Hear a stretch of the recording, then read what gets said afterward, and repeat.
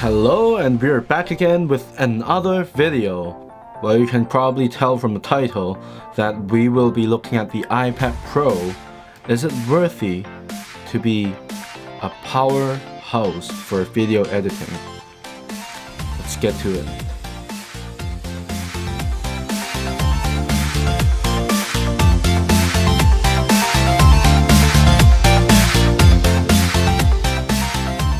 Alright, so we're gonna look at the iPad Pro with Luma Fusion. As I said, we're gonna look at all the features, what kind of tools you need in order to do video editing on the iPad Pro. And lastly, I'll talk about how I felt when I was doing video editing on the iPad Pro. Overall, it's a pretty pleasant experience, but alright, for the conclusion, you'll have to jump to the last part of the video to know what I actually think about the iPad Pro and video editing. Can it be a replacement for my desktop, or is it just a complement to my desktop? So first off, we're going to look at the tools you need for the iPad Pro in order to transfer files from your camera or your phone onto the iPad Pro in order to do video editing on the Luma Fusion. One thing that you cannot do on the iPad Pro is that you cannot connect a USB device and directly read the files from the USB device. You have to actually transfer all those files into the storage on the iPad Pro in order to use it. So that's one downside for the iPad Pro, because if I'm editing videos on the laptop, I can always connect a, let's say, external SSD or external drive. Because let's say if I'm editing videos on the laptop, I can always connect a USB drive, an external SSD to the laptop instead of transferring every single file onto the device. So that's one downside. If your iPad Pro only has 32 gigs, then you probably want to buy a bigger storage iPad Pro. Right here I have the 256 gigabytes of storage on the iPad Pro, so I have no problem editing 4K videos on this device. So let's get to it. What kind of tools do you need? You need this, the lightning jack and the SD card reader. So this is basically what they call the camera connection kit. It just connects the SD card onto your iPad Pro to transfer files. Now the experience is pretty good. I just connect it and it automatically recognizes the device and opens the Photos app, and then there's an import button. Just import all, or you can set whatever you want to import. The second thing you need is a content creator. So that's basically you. Or if you're filming yourself, or you're filming your friends or something, that's the content you need. The third thing you need is the iPad Pro itself. You can choose from 32 gigabytes. I think the newer version of iPad Pro has 64 gigabytes, 256 and 512 gigabytes of storage. The older one has 32 gigs, 64, I think 128, and then 512. There's no 256 gigabytes. I have the newer version. This is the second generation iPad Pro. I have the 10.5 inch version. What can you do with Luma Fusion? Let's open the app. Okay, so let's create the first project. So you press the button on the bottom half of the screen. It says press plus button to create your first project. So now you can type. Okay, so project name. What should we name this project? Let's name it YouTube Luma Fusion. Okay, so as for frame rate, you can choose from, I believe, 18 frames. You're not going to be shooting videos at 18 frames, are you?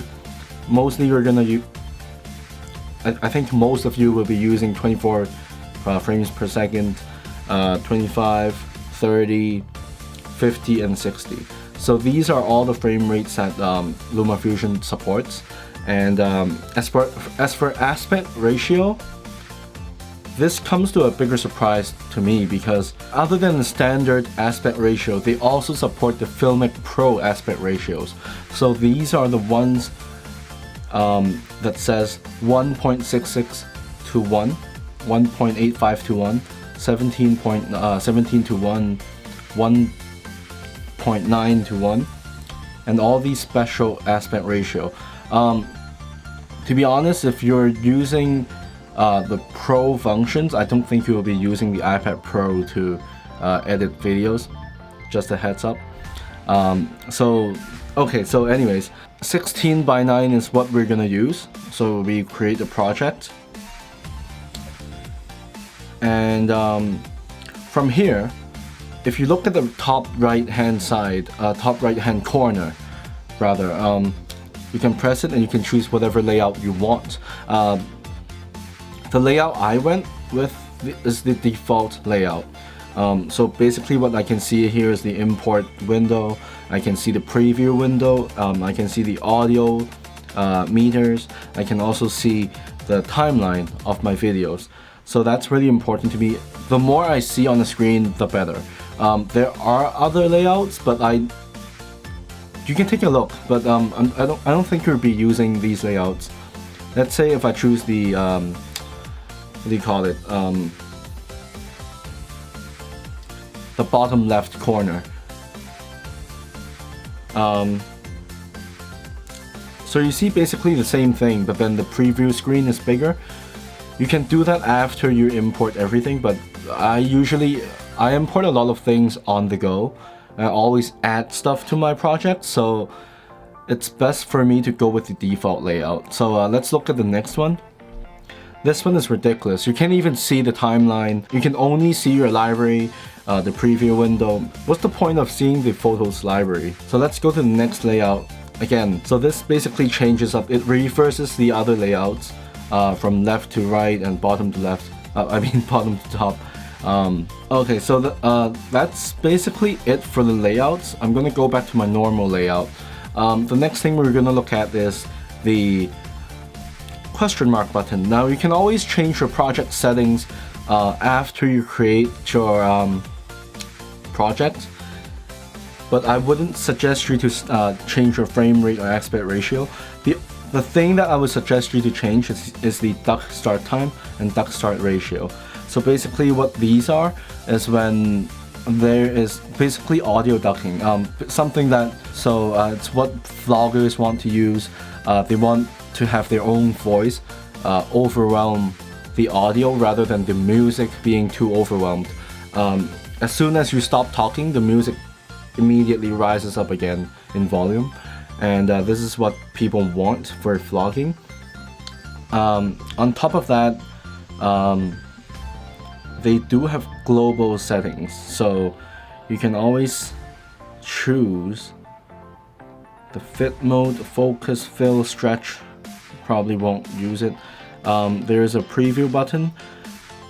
So if you're not using an iPad Pro to edit, let's say if you're using an older iPad Pro or even older iPad Air or whatever, they might not have the horsepower to edit 4K videos or high quality videos. So you would want to turn this down, the preview, to probably balanced or fastest, so you'll have the most smooth experience of video editing. There's also clip style. Honestly, I would just go with normal, because if you choose no icon, you wouldn't know what the clip is about. If you choose no waveform, you can't see the audio. So just go with normal. Don't repo main track for transition inserts, number of project backups to keep. These don't really matter. And now I'm gonna import some videos into the iPad Pro.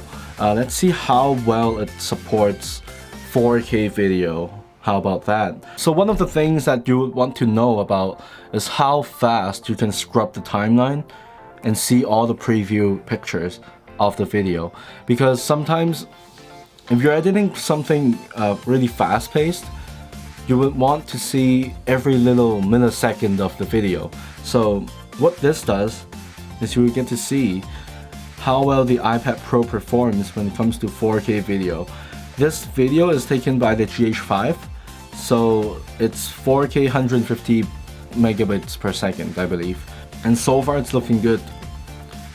As soon as I scrub my timeline, the preview shows on the iPad Pro, as you can probably tell from the recording.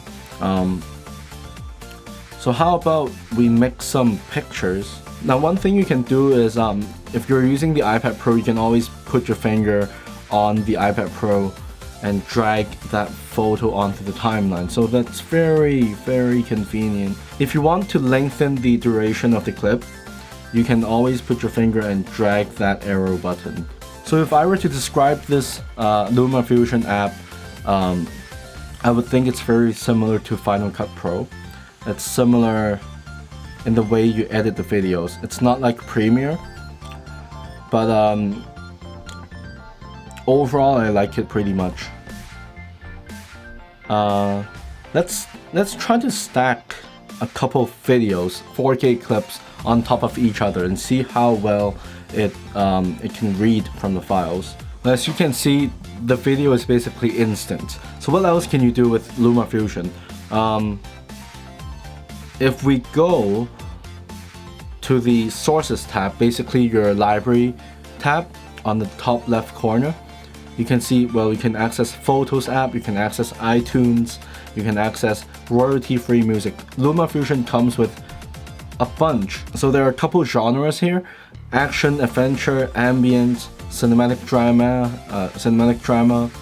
happy energy, logo stingers, motivational, mysteries and suspense, sentimental, romantic.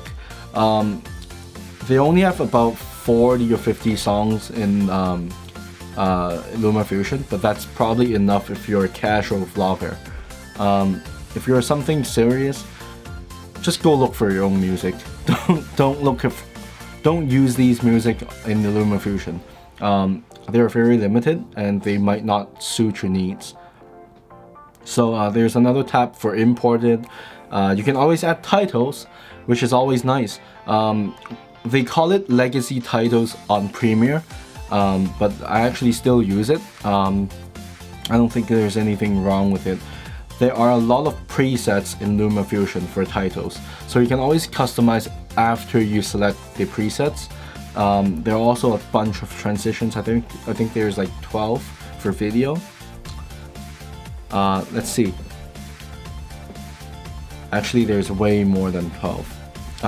Let's move on to the other features. These are the transitions, and they will most likely suit your needs. You don't need anything more. If you need anything more, just go to Adobe After Effects. Don't rely on this app, the Luma Fusion. It's a great app if you're editing a simple video, okay? So these are the titles, and as I said, you can always edit the titles after. So let's drag one onto the timeline, and it says your text here. So what can you do here? Change the shape.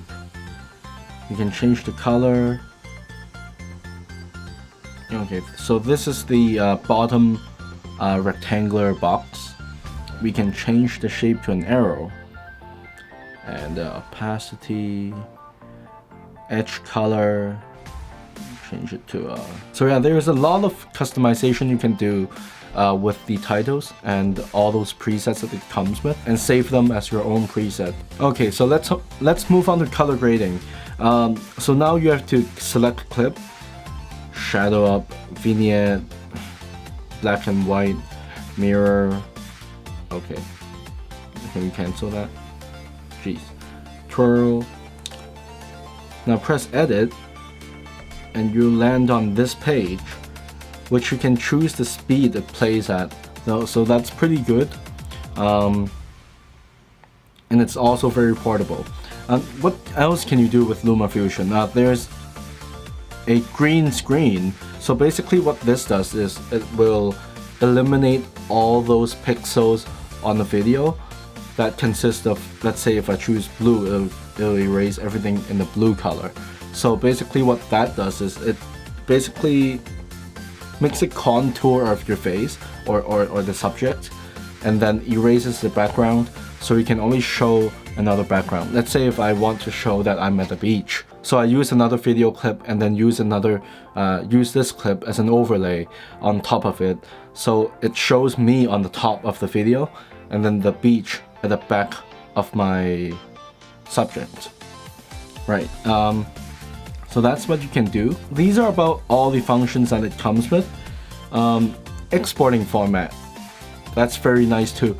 If you want to export into 4K, it does it in a really fast manner.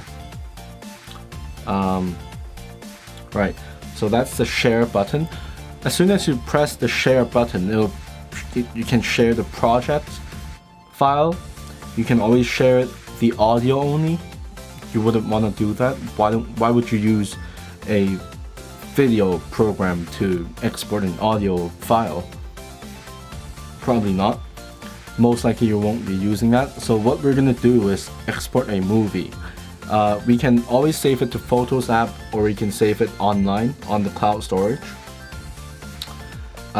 You can always share to YouTube or Facebook directly, Vimeo or other apps, AirDrop, whatever.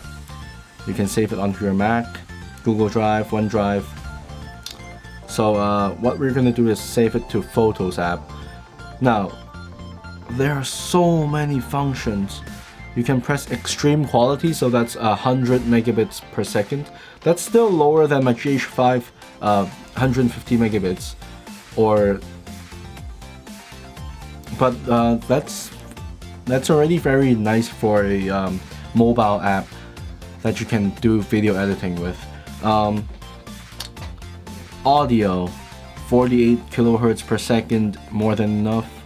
MPEG-4 MOV file. You can do 360 VR. And export duration, you can choose duration. And it will calculate the estimated file size for this video. So this one will be 2.26 gigabytes.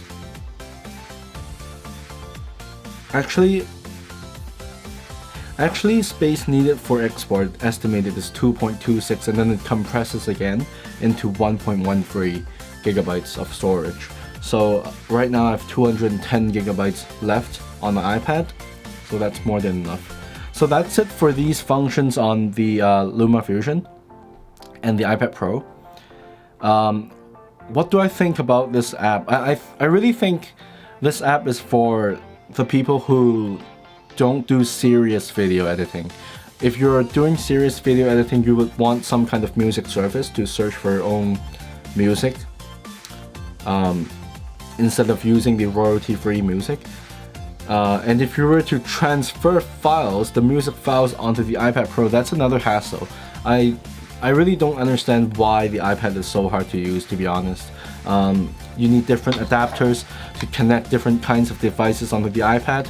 So right here I have the camera connection kit that I talked about, and then this one is the one that connects the USB port along with a charging port to the iPad Pro. So I use this for audio recording, which I'll be talking about in another video right here.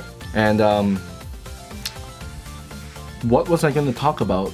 To be honest, I think the iPad Pro, in a way, it's very convenient, but then in some ways it's pretty troublesome, and I just don't understand how this workflow will work. If I were to carry a bunch of dongles plus the iPad Pro keyboard, and then I have to carry my my camera, then why don't I just like there's so much to carry. Why don't I just carry my laptop then? It has full video editing functions on Adobe Premiere Pro, or if you're using a Mac, you can be using Final Cut Pro. It has all those professional functions, including green screen, color grading, everything. It supports almost any format. They run faster, like if you have a powerful computer, that is. But if your budget is tight, I think this is a pretty good option if the iPad Pro is your main system. It supports 4K editing. It's not too smooth, but it can play back high quality 4K videos, and you can do simple editing, like short videos, probably within 10 minutes. That's the maximum that you can do on the Luma Fusion, to my testing. I tried doing something at 20 minutes, it didn't really work out. It got too complicated. There's not enough functions. It doesn't support too many tracks, video tracks and audio tracks, and I don't get the flexibility that I can transfer to Adobe Audition to edit audio files. The final verdict is, if your budget is tight, if you don't do serious video editing, you do lightweight video editing, this will be a great device for you. And so, do I recommend this? I think so, but depends on your purpose. Everyone's different. Okay. So that's it again. So if you haven't subscribed yet, please subscribe to the channel. If you want to know more about Luma Fusion, you can always ask questions down below. Just anything, I'll just check it for you. I'm not selling this iPad, so I'll be keeping this system along with my new computer, along with Adobe CC things. So I can always do a comparison between these two systems. If you're looking into editing videos on the iPad Pro, please let me know. I'll catch you guys on the next video. Bye!